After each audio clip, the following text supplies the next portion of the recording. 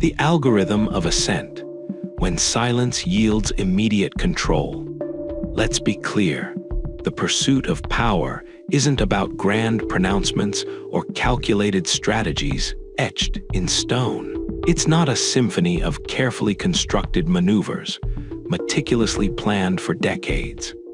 It's a brutal, relentless ballet of observation, assessment, and swift, decisive action. And at the very core of this ballet lies the principle of Machiavelli's virtue, but far more potent than simply wielding force. It's about recognizing the inherent instability of things, understanding that control isn't built on permanence, but on the ability to shift it with unsettling speed. This isn't a moral treatise.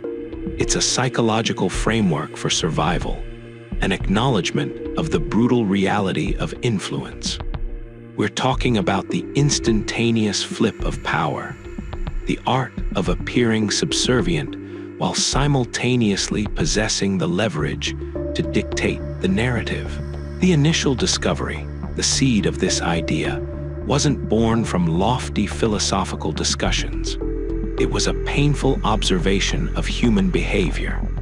It began with analyzing patterns in political maneuvering, observing how individuals, often driven by self-preservation, and a desperate need for dominance, consistently exploited vulnerabilities within their rivals.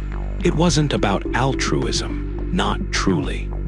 It was about the pragmatic necessity of survival, the understanding that clinging to ideals while surrounded by weakness inevitably leads to ruin. The essence isn't about being virtuous.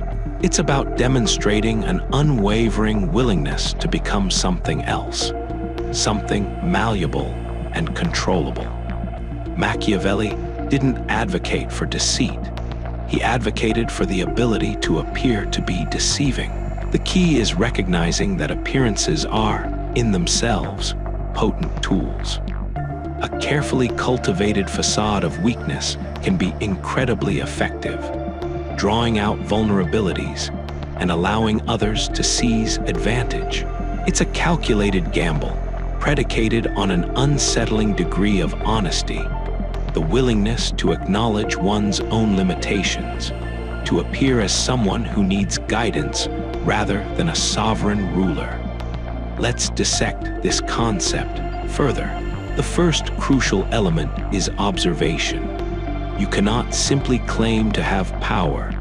You must actively understand what others perceive as their power. This isn't about passive analysis.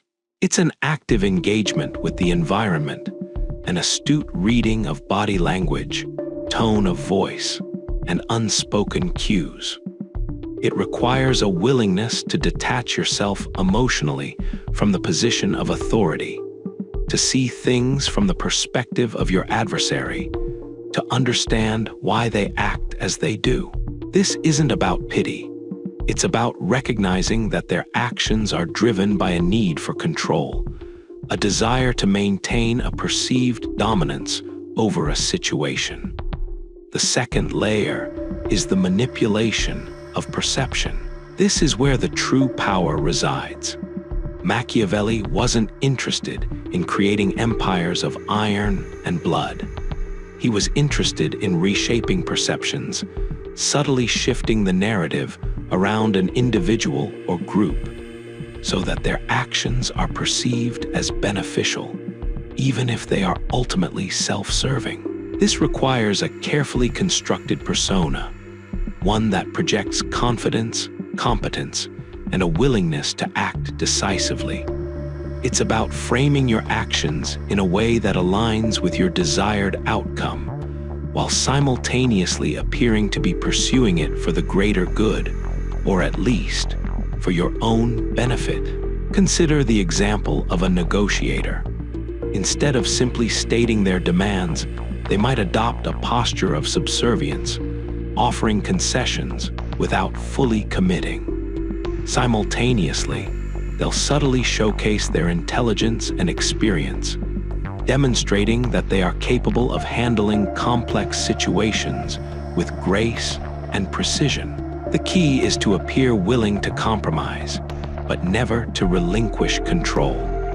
The subtle shift in body language, the carefully chosen words, the strategic use of silence, all contribute to this illusion of compliance.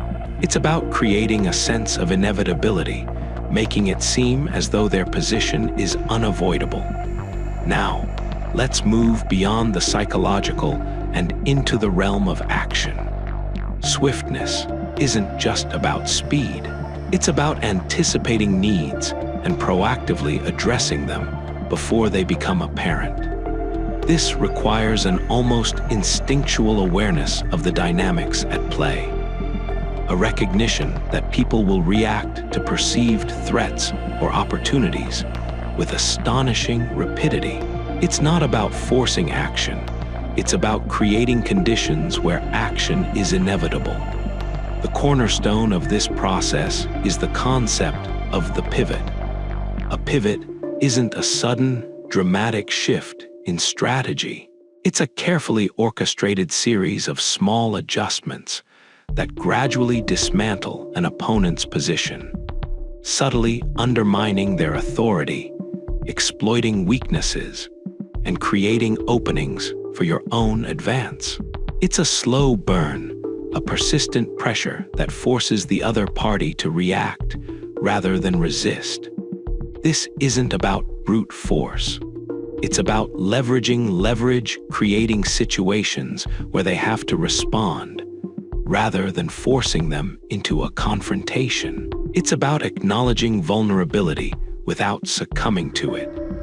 It's about presenting yourself as someone who is capable of handling a situation, but also possessing the ability to swiftly maneuver when necessary. This isn't an invitation to aggression. It's a declaration of intent, a strategic assertion of dominance. The significance of this dynamic lies in its inherent instability. It doesn't guarantee lasting control. It merely establishes a temporary, albeit highly effective, advantage. Once the initial shift is established, once the perceived weakness has been exploited, the power shifts back to those who initially initiated the process. This isn't about arrogance. It's about understanding that true power resides in the ability to manipulate perception and exploit vulnerabilities with unnerving precision. Consider the implications of this for organizational structures. Companies, political factions, even social movements, they all operate on a principle of rapid adaptation. The ability to quickly identify opportunities, to anticipate threats, and to deploy resources decisively is crucial for survival in an increasingly complex world. Organizations that prioritize agility and responsiveness are far more likely to thrive than those that cling rigidly to outdated strategies. Furthermore, this isn't merely about political maneuvering. It extends to everyday interactions, the subtle art of negotiation, the calculated use of silence, the strategic redirection of attention. It's about understanding human psychology and leveraging it to your advantage. The ability to read people is not a sign of weakness. It's a sign of intelligence, an indication that you are aware of patterns and motivations.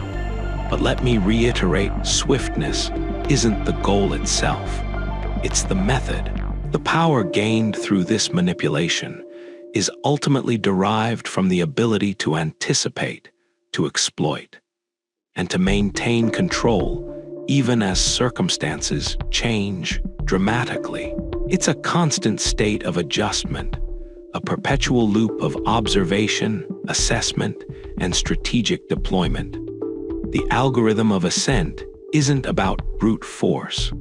It's about masterful deception, subtly shifting perceptions, and exploiting the inherent vulnerabilities of others.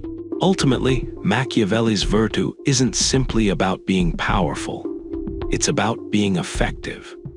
It is the ability to act decisively in a world characterized by uncertainty and constant change. It's not about being inherently good or evil. It's about understanding the nature of power and using it strategically, always aware of its potential for manipulation and control.